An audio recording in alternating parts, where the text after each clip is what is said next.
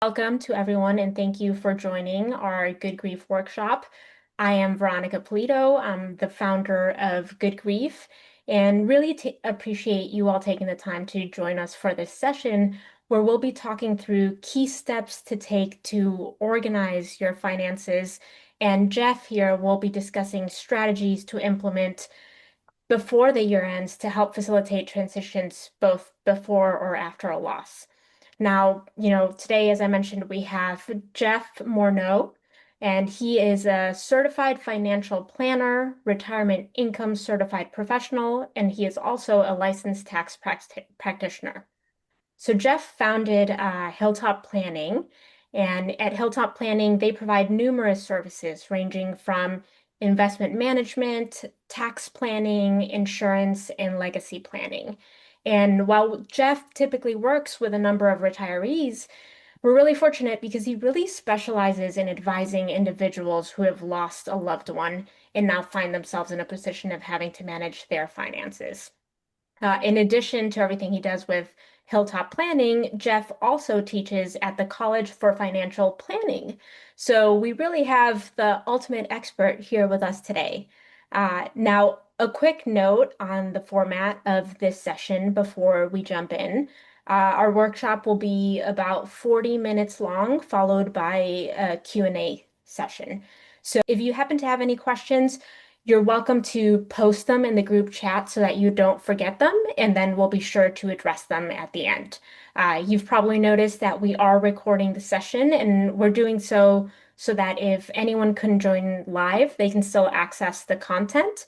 But, once we do move into the Q&A, what we'll do is we'll make sure to stop the recording so that you can feel comfortable asking any questions that come up, and so that we make sure that we're respecting your privacy. So with that, Jeff, I know that there are many transitions that come up with loss, including financial transitions such as figuring out this person's income to Social Security benefits to tax planning, life insurance proceeds. The list goes on and on. So thank you so much for taking the time to share your wisdom with us. And, I'm really looking forward to learning from you. Great. Well, thank you so much. I hope you all get some value from today's workshop. It's hard with financial planning for widowhood because it's like people can be in totally different stages of loss and also like transition of assets. Are you on the receiving end? Are you on the unreceiving end, so to speak? Are you planning forward? What is the time frame for this? Is it in arrears or forward? So I'm going to try to keep things high level. I might get into the weeds a little bit, and I apologize for that, but I just hope everyone gets some value from today's workshop. Okay. All right. Can we all see this? Yes, we can. Okay, perfect. Okay, so that's me. There we go. And let's roll. I'm going to start with the disclosure because this is not tax, legal, or investment advice.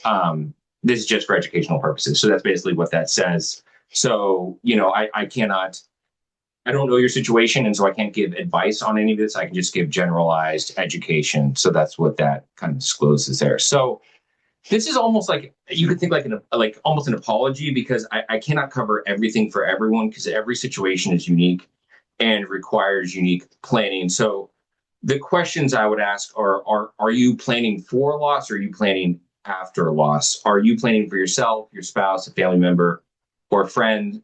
Are you seeking optimization, organization, clarity, or sustainability?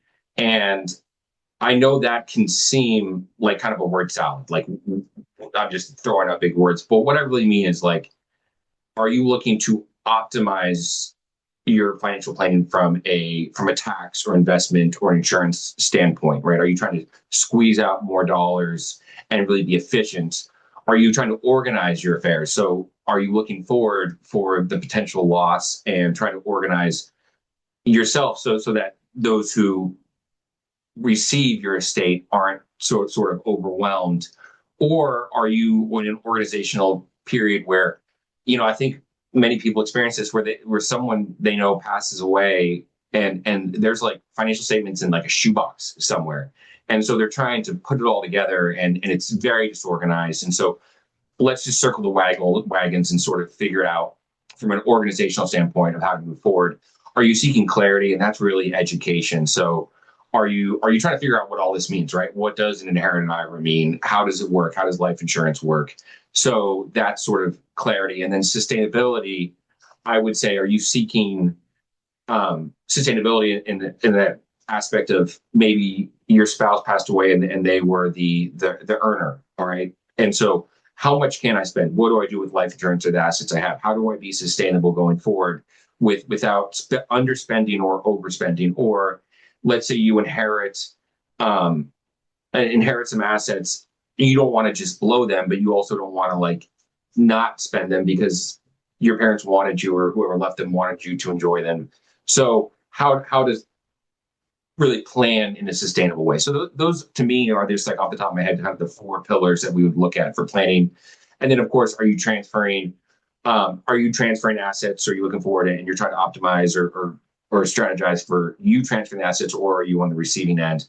And then the last one, which might just seem like obvious, but what is your comfort and or bandwidth for this? And this is unique to widowhood. I think lots of people might be in a situation where they just feel like they don't have the bandwidth to go into the weeds of all this stuff. It's complicated. It can be overwhelming. And so at that point, let's prioritize. Let's make a now, later, much later list and sort of prioritize what needs to be done and shelve some of these decisions because some of them can be shelved to later. And that makes a big difference for planning ahead. Okay, so if we're talking planning ahead, so I'm gonna get up a drink here for a second. If you are planning ahead, or if you experience a loss recently and the experience that experience kind of showed you how important it is for people to organize their affairs looking forward, I think a good place to start is to prepare and review a just in case box. Okay, so what a just in case, some people call it a death box, some people call it a just in case box, some people call it a here's where the family information is box. But I give my clients one of these, and it's about $20 on Amazon. It's fireproof. You can add a lock to it. It has file organizations on the inside. I think it's really handy to sort of go get one of these. Like I said, they're not super expensive. Keep it somewhere locked up under a bed in a closet. Let people know this is where the information is if you're planning ahead. And what I would put in there is I would start with an estate plan. So obviously your will, living will, power of attorney, and the power of attorney would be for financial affairs, durable power of attorney, and also for medical power of attorney. And then a trust document. So if you have any trust, revocable trust, irrevocable trust, all the trust documents. So your entire estate plan, boom, I would put it in the box. I would also put any insurance documents. So obviously, if you have life insurance, that should be at the top of the box. But life insurance or annuity information, even property and casualty insurance can help because if someone is inheriting those assets that need to be covered under that insurance, they might want to call that agent. So I would include property and casualty, and then long-term care insurance as well, because there can be hybrid policies where it's a death benefit and either long-term care. Also, there for spouses, sometimes there's long-term care policies where if one spouse doesn't use it, then the other one can use it. So long-term care documents could have some value there. Your accounts, right? Bank accounts, retirement accounts, brokerage accounts, 401ks, 403bs. This could be in sort of a list where you list them in a spreadsheet, and I'll go over the form here at the bottom. Or it just could be in statements, but somewhere where they can just open this up and just say, hey, here it is. Liabilities, obviously what you would want to pay off, ELOCs, home equity line of credits, mortgages, car loans, etc. Contacts. So you could have sort of your financial advisor contacts. That would be CPAs, attorneys, financial advisors, insurance agents. I would also include contacts that could be sort of like service people in your world, right? Your person who cuts your hair, right? The person who does landscaping, the pet sitter, the person who does landscaping, your therapist, right? Perhaps these people, your next of kin would want to inform these people that you passed away so that they're just not thinking that you're just not ghosting them or whatever, or hey, this is what happens, no longer services needed. So I might include those as well. And then this really is an opportunity, and this is your own comfort, to create final wishes. I think people experiencing loss would get a lot could get a lot of value over knowing what songs you would want to be played at your funeral, who you would want to talk at your funeral, whether you want to be buried or cremated. Also, you can write letters to people. You can have an ethical will, which I'm sure Brock will cover, which is like passing on your sort of legacy.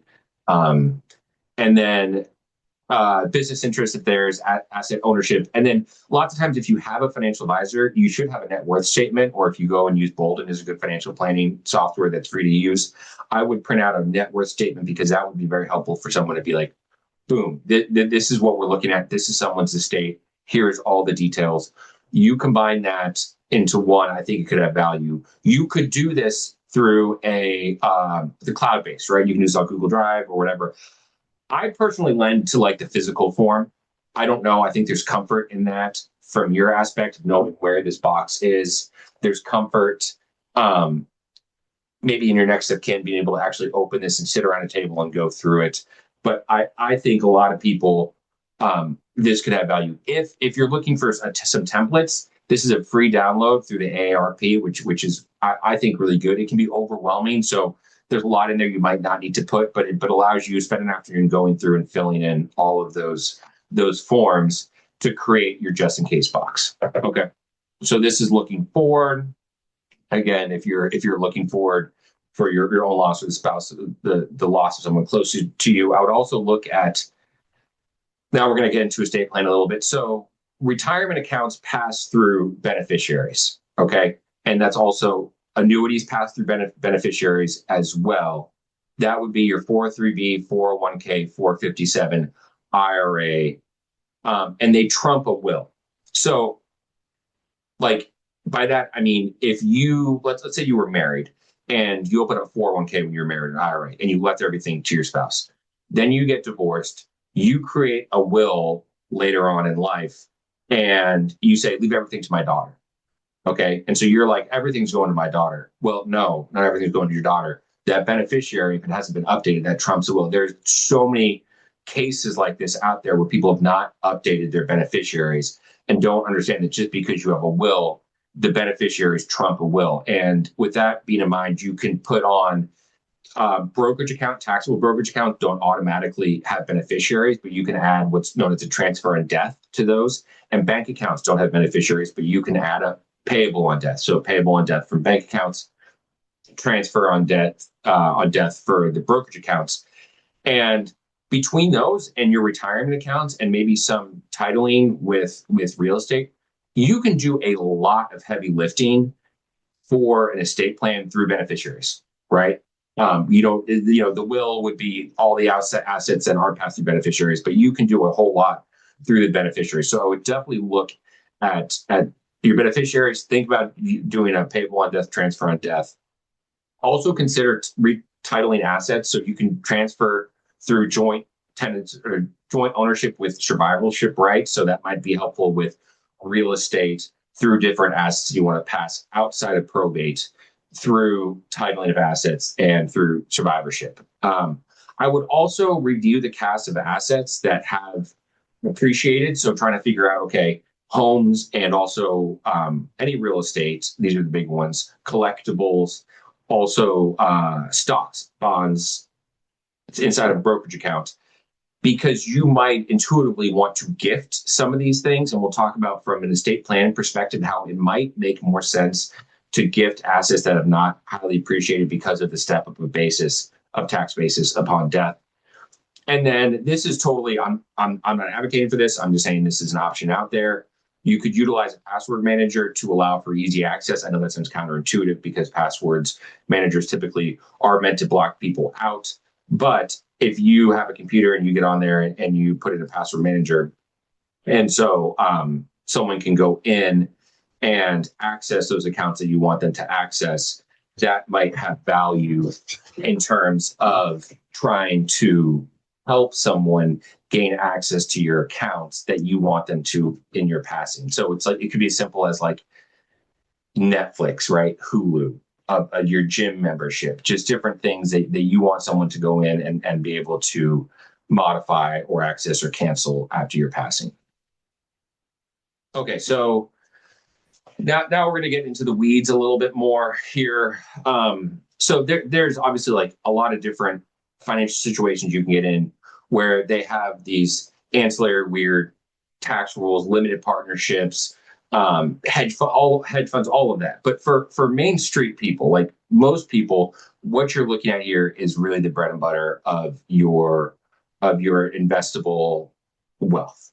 And so you could have a taxable account. And a taxable account is in parentheses because people, a lot of times when I say taxable account, they think it's a pre-tax account, as in, oh, I take money out, it's taxable. Taxable means that it's not behind the tax deferral wall. So any investments that you buy and sell in there, if there's a gain, you're taxed in that year. Any interest that comes off those investments, that will be taxable in that year, or dividends from those investments. So if you just go and not in a retirement account, you just go buy a normal brokerage account, that's a taxable account. You could also think about in the sense, I guess, like a high yield savings account could be a taxable account. And I'm illustrating a point here because you might get a 1099 that says, oh, you had $80 of interest from this credit union from your savings account. Well, that's because it's in a taxable account that you get that 1099 in that year. Whereas if it was in a cash equivalent in a pre-tax or Roth, you wouldn't get that 1099. And then you have the pre-tax account. This a lot of people are familiar with. This could be in the fours, like I talked about, or in the IRA, 401k, 403b, 457, 401a. And you put money in, and it's untaxed on the way in, so it lowers your tax liability now. It grows tax deferred. Like I say, what happens in those accounts stays in the accounts, kind of like Vegas. You're not going to get taxed along the way. But when you take money out, it's taxed as ordinary income on the way out. On the flip side, you have the counterpart to that, which is Roth. So Roth is like you put money in that has been taxed. I like to think of it almost like going to a concert and having your hand stamped. Those contributions have been taxed. So any growth in them is tax deferred. And then when you take it out, assuming you do so in a qualified way, it's tax free on the way out. So Roth is great, especially if you're in a lower tax bracket. Now, pay tax now, don't pay tax later. Pre-tax, don't pay tax now, defer, pay tax later. Okay, so that's 101 on these different accounts. How they work with passing is taxable accounts, there's a cost basis associated with that. So if you go and you buy a stock, there will be a cost basis associated with buying that stock. If that stock goes up, there's a gain, and it's typically an unrealized gain until you sell it. At death, the assets you own get a step up in basis. So if you bought a stock and it's highly appreciated, but you never sell it, and at death someone inherits it, it would be as though they bought that stock or home at the fair market value at the date of death. Okay, so that creates a huge opportunity to, you can imagine, if your parents bought these old stocks way back in the day and then they're highly appreciated, and they would normally not want to be in that investment because it's not diversified, but they can't sell it or they don't want to sell it because it'd be such a tax hit. This is an opportunity to really get a clean slate, liquidate, diversify, and unwind these positions, okay, or just take as cash. So you really have an opportunity with a taxable account at when you inherit them to sort of get a reset. And I think it's a good time to really maybe put them in. We'll talk about the strategy later. Maybe put it into something safe and say we'll reinvest for you in your individual situation, not whoever you inherited those to, because you can get out of it without getting a huge tax hit. On the flip side, when you inherit a pre-tax account, you inherit that pre-tax status. So when you take it out of the account, it's now taxable to you. Okay. And so that has some consequences. Also, we'll talk about pre-tax non-spousal inherited IRAs. Okay, so I know that's a mouthful, but you inherit a pre-tax retirement account from someone else that isn't a spouse. To me, is one of the most complicated corners of financial planning. The rules behind it are so complex. So just keep that in mind. And then Roth, it also keeps that Roth status. Okay, and the beneficiary will have 10 years to dump it out. And there's no RMD. So you're not forced to take it out each individual year like you could be with the pre-tax account. You can have 10 years, you don't touch it, you can let it grow, and then it's tax free on the way out. So if I, because I work with retirees a lot, and if I'm talking to them and I'm looking at their different accounts and they're trying to figure out their to do some estate planning and legacy planning, and I was going to rank these as sort of the from the top to bottom of what from a tax efficient standpoint are the best or the worst to leave. I don't want to say worst because you're leaving something that's not the worst, but the most tax efficient, the least tax efficient. Roth is clearly the best, right? Because that's tax free. They have a 10-year runway, tax free to your beneficiaries. Phenomenal. Then I would say taxable, okay? Because the taxable gets a step up in basis. So they get that opportunity to liquidate at when they inherit them. And then the least efficient would be a pre-tax account and also the most of a headache involved. So if we look at, oh wait, shoot, let's go back this way. My bad. Okay, if we look at an example here, here's a flow chart for what a non-spousal inherited IRA would be. Now, I just want to say something. If you're in a situation where you inherit an IRA from your parents and you're living hand to mouth, or you really need the money, and you're just like, I'm just going to dump it, I'm just going to take it and take it as a distribution, then none of these rules come into place, right? You just take it and it's taxable income to you and you're on your way, right? You pay tax on it, you can do some withholding as you take it, and then you settle up with the IRS, and boom, you're good to go. These rules really come into place if you were trying to defer it. So, like the stretch rules, which went away with Secure Act 2.0, used to allow you to stretch it because if you don't need the money and you're in a higher tax bracket, you're really trying to defer and delay the inherited the distributions from the inherited IRA. So that's where these situations come. I would contact your custodian. So the three big brokers, and I'm not trying to rep any of them because I'm just trying to give education here. You would think Fidelity, Vanguard, or Schwab are the big three, but there's other ones out there. So whoever you have this inherited IRA with, I would contact them and say, I have this inherited IRA. What are the rules? Because they'll probably ask you some questions about when that person passed away. Is this a twice inherited IRA? Was this an inherited IRA to your parents and then became a twice inherited IRA for you because that has different rules? And they will be able to guide you and say, here's what you're forced to take out, when you're forced to take it out. And you're like, okay, thank you so much, so that you're not going to get hit with a penalty because these rules are not simple. Okay. I know it should be simple, but it's not. But again, if you just want to take it and just distribute it, then that's not really what we're talking about here. But if you're trying to optimize and say, I want to take as little out of the thing as possible and invest it and let it grow and keep it in that behind that tax wall, then the rules come into place. Okay. That's non-spousal. For spousal inherited IRAs, that's a different story. You have three options. One option over to the far side, treated as inherited IRA as though a non-spouse. That to me, very few people would choose that because it's probably the least, for most people, least tax efficient. So the real question for an inherited IRA that's pre-tax from a spouse is, do you roll it into your own IRA, which you can. You can roll it into an IRA in your name, or do you keep it in the spouse's name and then you're the beneficiary on the account? It really depends on a number of factors, but let's talk about some red flags right off the bat. If you're under 59 and a half, so if you're under 59 and a half, you may or may not know that there's a 10% penalty to take an early distribution from an IRA. Okay. So if you roll that inherited spousal IRA into your own IRA, and let's say you're 50 and you need that money, then you're going to get hit with a 10% penalty. So no bueno. You're way better off keeping it in the spouse's name because as an inherited IRA, there is no 10% penalty. So if you're under 59 and a half, unless you're like sure you won't need it, I would suggest keeping it in the deceased spouse's name, and then you have access to it. You cannot do, which I'm not going to cover because it's beyond the scope of this workshop, but if you're familiar with Roth conversions, you cannot do Roth conversions on inherited IRA. So if you do want to do Roth conversions, that would be a reason why you might want to roll it into your own IRA to then do Roth conversions. But again, the 59 and a half, the 59 and a half requirement is definitely something to consider.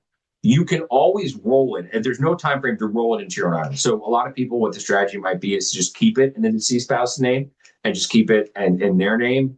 And so you have access to it. And then when you turn 59 and a half, just for simplicity's sake, roll it into your own IRA. If you're in a situation where you're trying to delay it as much as possible, again, you're in that optimization situation.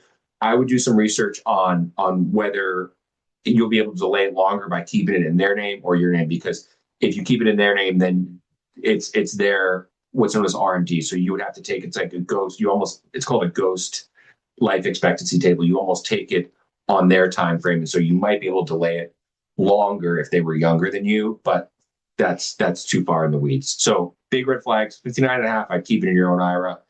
Roth conversions, you need to, sorry, 59 and a half, I would keep it in under 59 and a half, I'd keep it in their IRA in their name. If you want to do Roth conversions, you'll have to move it to your IRA. You don't have to decide right off the bat. You can always move it to your own IRA. You cannot move it back. So you can't say, oh, I want to switch it back to their name to then take distributions after you've rolled it into your own IRA. Okay. So that's IRAs. Obviously, less of a consideration with Roth IRAs, but still looking to the rules with Roth IRA as far as spousal benefits are concerned. The step up in basis. So this is what we were talking about with the taxable account. Here's an example of what that would look like. So let's say your mom, I just use mom, but let's say your mom bought a stock for $10,000. They bought it 20 years ago, right? So their cost basis in the stock is $10,000.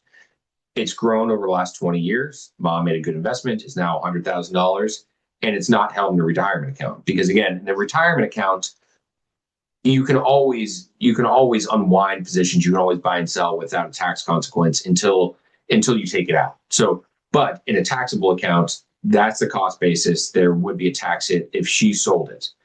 And let's say she's looking forward and she says, okay, I have a terminal diagnosis, or I'm at the age where I want to start gifting some of these things. So I want to gift this stock to my child. Okay. If she gifts that stock, then the child would be gifted not just the stock, but that cost basis. So like once that stock hits that child's brokerage account, it would have a cost basis of $10,000. So if that child needed the money, then they liquidate it. They would have a $90,000 gain because they would inherit that. They would be gifted that tax basis. On the other hand, if mom retained that stock till death and put a TOD on the account, transfer on death, so the child gets it as an inheritance, well, when it hits their brokerage account, it would have a step up in basis of $100,000 to $100,000, the fair market value. If they sold it, there'd be no taxable gain.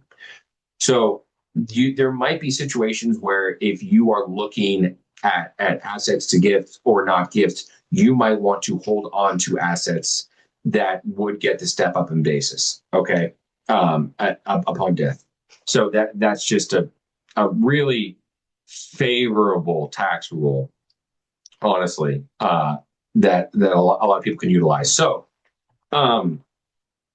it can also work for jointly held accounts or assets with married couple. This is a really big deal for married couples. So you want to first figure out, are you in a community property state or non-community property state? Okay, if you're not aware, community property states are Texas, Louisiana, New Mexico, Arizona, Nevada, California, Idaho, Wisconsin, Washington. I saw a map the other day. Never like they're all on the West Coast, except for if you like swapped like obviously Wisconsin's east, and then you have Oregon. That's not one, but by and large, the southwestern states are community property states. And so, what community property states say is that assets acquired during marriage are deemed to be jointly and 100% held by each spouse, 50-50. Okay. Whereas non-community property states, you can have separate property. A little aside, if you are getting an inheritance and you live in one of these states, like I'm here in Texas. So if someone was going to get an inheritance or a settlement and they lived in Texas, and let's say they had a joint account with their spouse, I would probably advise them to open up a separate brokerage account, okay, in just their name and label it as separate property. Okay, because you do not want to commingle those funds with community property funds, because then they could argue that it's all community property. Okay, so you want to keep it separate property if you live in a community property state and it is an inheritance, because that is not subjected to community property rules, but it is if you commingle it. But one of the benefits of community property estate is that if it's jointly owned asset, upon death of either spouse, the entire account gets a step up. So it's 50% in non-community property estate. So go back to that when we were talking about mom with that XYZ stock. Let's say she lived in a community property estate and was married. Dad would be able, if it was jointly owned, would then have that $100,000 as a cost basis if mom died. So it really allows the spouse to unwind. And I think it's a good opportunity to really look and say, okay, what do we want to do here? Do we want to really rebalance or reinvest differently than we have been, because there's no capital gains associated with liquidating and reinvesting? Whereas it would just be a 50% step up. So you could think that her mom's spouse in this situation, his cost basis would be 55,000, because it would be $10,000, so a $90,000 gain. So boom, up to 55,000. So that would be the half step up in basis there.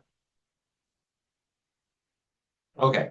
Also, real estate gets a step up in basis. So let's run a situation here. Married couple bought a home in Austin, Texas. Here we are. 20 years ago, they bought it for $100,000. One spouse passes away, the home is jointly owned, and it gets a full step up in basis because, again, we're in a community property state here. The fair market appraisal on the date of death is $500,000. So that surviving spouse, 3 years later, sells it for $600,000. There would only be a $100,000 gain, not a $500,000 gain, because of the step up.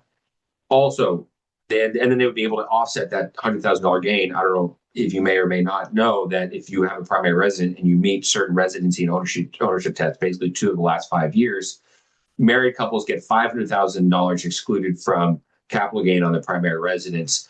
Single individuals get $250,000. So in this case, that spouse could offset that $100,000 gain with the exclusion.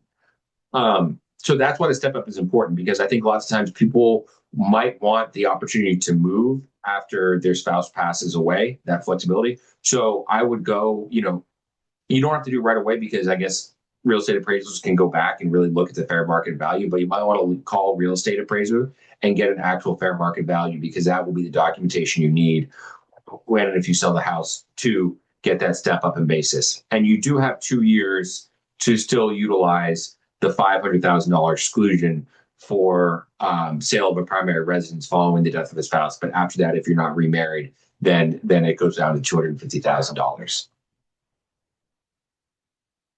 Okay. So conventional wisdom on what to do with life insurance proceeds and inheritances. This is obviously, everyone is totally unique, but high level, a lot of people might be overwhelmed if they get a lump sum of a substantial amount and they're not used to seeing that much money, right? And so the conventional wisdom is, first, take a deep breath. Okay, just take a deep breath. There's no rush to do anything. Do not rush any decision. I would consider low-hanging fruit decisions like paying off high-interest credit card debt. It may be improving your insurance coverage if that is really helpful for you. And it's all just unique case by case. I mean, if you're riding the bus and it's driving you crazy and you got an inheritance, then yeah, go buy a car. Don't just wait that because it's a rush decision. Maybe don't go out and buy the most expensive car. But really looking at your situation, think, okay, what are some low-hanging fruit opportunities to really improve my life without doing anything too large or too irrevocable? And the next point is, don't rush into any irrevocable decisions. So if you're not familiar, there's annuity products, which I don't have anything against annuities. I think they can really be a great product for a lot of people. It's like buying a pension, but the annuity, it's a product. And so it's in the sales world. And so the people that sell them, they make money on commissions. And if you make money on commissions, then you can try to, it's like the world is your hammer and the world is nail, right? Like every situation could be annuitized. And again, there's nothing wrong with annuity, but I would not rush into buying an annuity, because you can always do it later. And there's a lot of stories of people rushing and getting an annuity because they're just overwhelmed with what to do with money, and then they later regret it, and there's huge surrender penalties to get out of it. So annuities, large purchases, even large gifts to people, I would just sit back for a little bit. The idea is that a lot of people think that lump sums of money change their life, and then it's good to just live with it for a while to realize it didn't change your life. It didn't change anything. Traffic still sucks, all these things like so just to have that experience and that time to live with it, I think is beneficial. If you want to invest it, consider dollar cost averaging into the market. So rather than say it's like $500,000 and you want to invest it rather than just like dumping $500,000 into the market in one day at one time, maybe do $10,000 every month over a long period of time so that, if the markets go down, then you're buying on sale, right? And so over time, it can be beneficial to really enter at different points rather than just like going in all at once. Paying off a mortgage is both a financial and a personal decision, so take time to think about it. I often like to think there's financial advisors out there that get this and don't get this. Whereas, like, some people might say, you see this a lot these days with interest rates having gone up, oh, you have a 3% mortgage and you can get 4% in a money market. Why would you ever pay off your mortgage? There's an arbitrage. Put it in the money market. Well, it might be your dream to walk into a house that's paid off. That could be a very huge comfort for you from a personal standpoint. So it's both a personal decision and a financial decision. So I really think about the pros and cons from a personal standpoint, and also looking at sort of the comparison of what your mortgage rate is to the risk-free rate of return. And then with that being in mind, some good places to park some of these funds there's a lot of options out there that are both relatively very safe and liquid. Money markets are great. So those are money market accounts or money market funds and brokerage accounts. High yield savings accounts, I would be concerned if it's over the FDIC coverage amount, then I would put it into two different high yield savings accounts, or don't put above $250,000 into a high yield savings account. Certificates of deposits, same thing, and there can be penalties with CDs. So, it's just on your own personal preference, but CDs would be a good place. Short-term treasuries, short-term treasury funds, they're going to be very little volatility, considered the safest investment in the world, or one of the safest. And so that would be a good place to put your if you do get a windfall and then just sit on it for a little bit, especially if you're going through a lot, if you're overwhelmed by funeral arrangements or just your own trying to come to terms with and trying to heal. Maybe it's now not the time to make some large irrevocable financial decisions. So I think these are good places to sort of park it for the short term.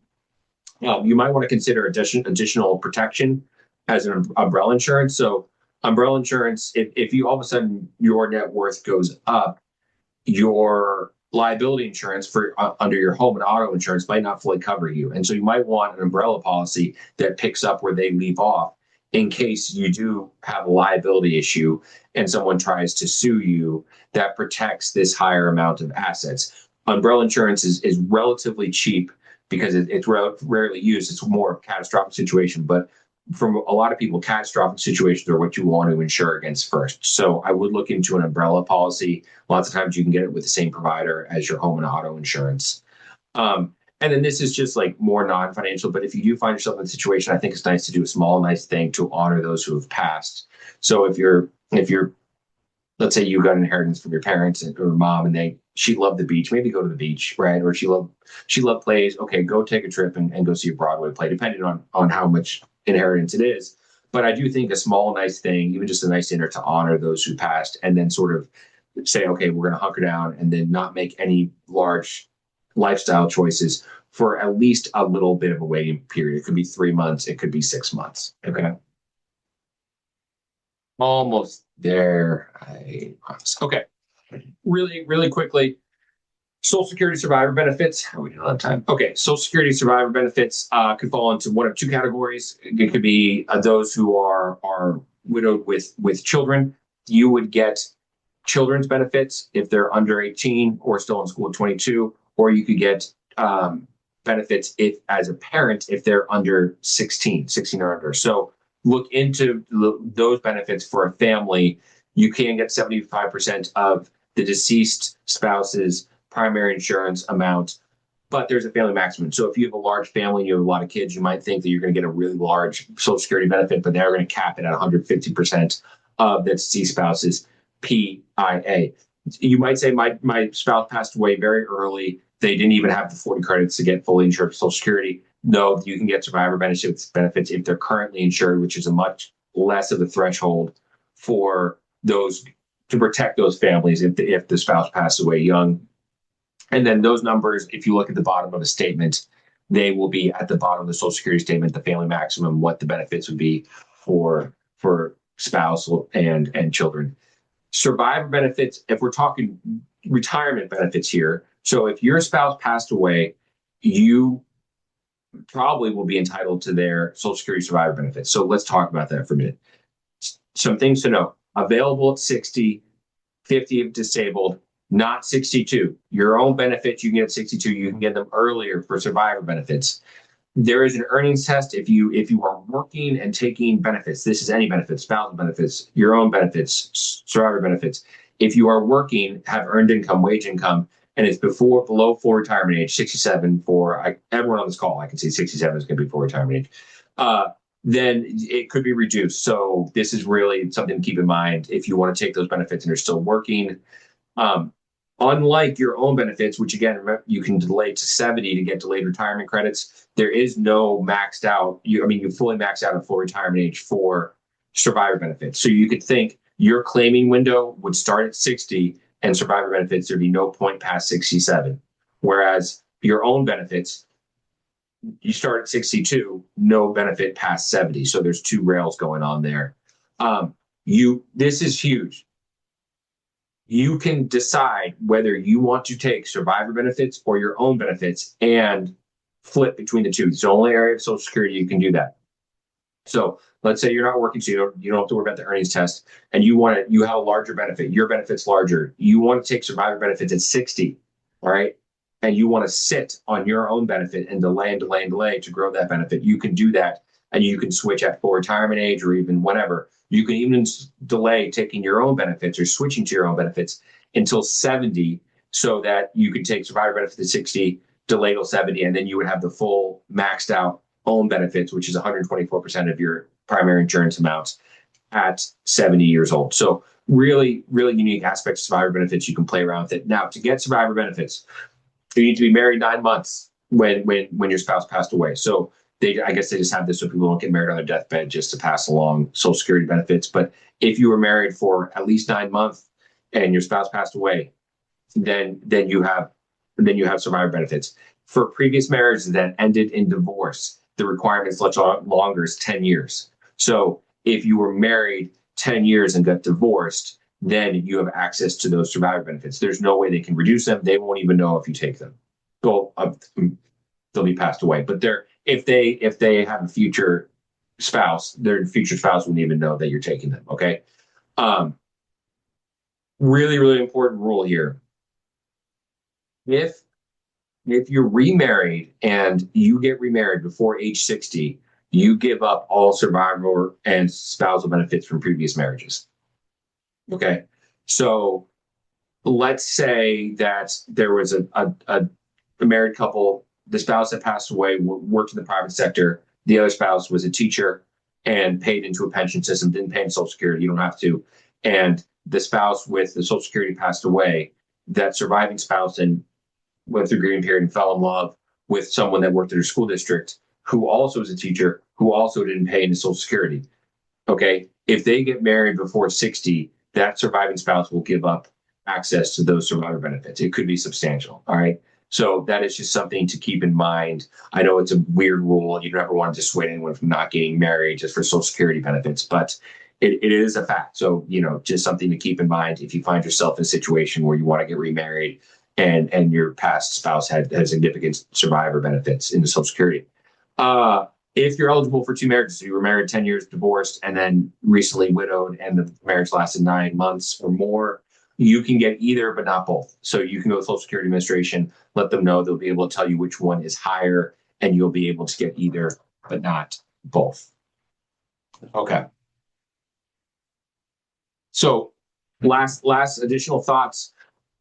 I would order, obtain, and safely store at least a handful of death certificates, like for just taxes as far as documentation is concerned, or brokerage accounts for the step-up basis. There's a lot of different situations where a financial institution might require a death certificate. So I would get some on hand and hold on to those. I would make a list of tasks as now, soon, later.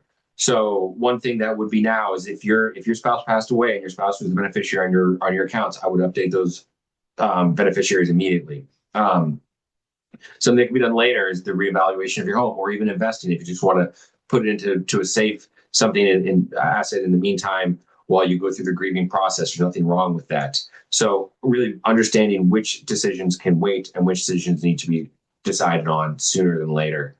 Uh, there can be at times more risk in acting too impulsively than not acting at all. So I think this comes into play with a lot of times if your deceased spouse was the one who handled the finances, and all of a sudden you find yourself in a situation where you feel very alone and you're very overwhelmed and you don't know what to do, and some very confident voice comes in and tells you, oh, I have this speculative investment or this private investment or crypto or annuity or something.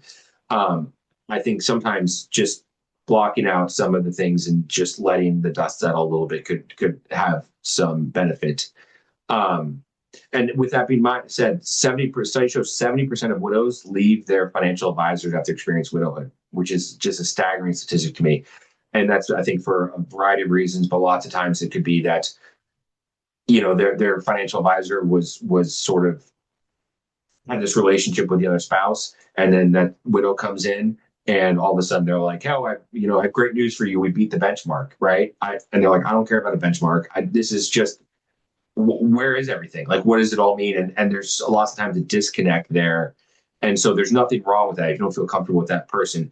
But I would print out a list of questions. There's a lot of good resources to have a list of questions to ask financial advisors about how they're paid, about whether they're fiduciary, about their experience. And then I would also research them on broker check. You can look up to see if they have any disciplinary actions or any hits or anything in their experience as well. So I would do your due diligence, researching and asking questions.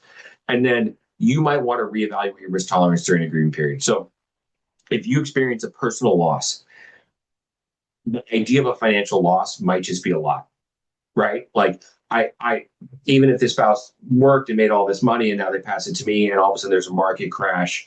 So you might say, I want to take some risk off the table for a little bit, right? And maybe re-enter the market or something. There's nothing wrong with that, right? Because if you think that there might be a compounding effect, if you start to see account balances go down, volatility is just part of risk. I'm not against volatility. I'm not against risk, right? It depends on your time frame and your need and your risk tolerance. But you might have a temporary less of risk tolerance than you might normally have, and there's nothing wrong with that. And I would convey that to your financial advisor. Um, and then resources. So I volunteer for an organization called Wings for Widows. They provide 4 hours of complimentary financial planning. So if you know anyone, you can go find me at Wings for Widows. You can search by location. I'm in Austin, Texas. I also just started a podcast. There's only 2 episodes up there, so we'll see how it goes. But I'm a podcaster, I guess. So I started a podcast, Finance Through the Fog, and it's specifically around education for planning for widowhood or planning after a loss. So go check it out. Some of the things I talked about, I do a lot deeper dive in those 2 episodes. And then this is my firm, Hilltop Planning. You can find it at hilltopplanning.com. I'm a totally independent registered investment advisor. I'm independent and I'm small and just me. So small business, high level of service, if you're looking for sort of a boutique option. Perfect. Well, Jeff, truly, I learned so much. This was a topic that, I didn't know a whole lot about, as I'm guessing a lot of our members and viewers. So thank you. That was incredibly, incredibly helpful.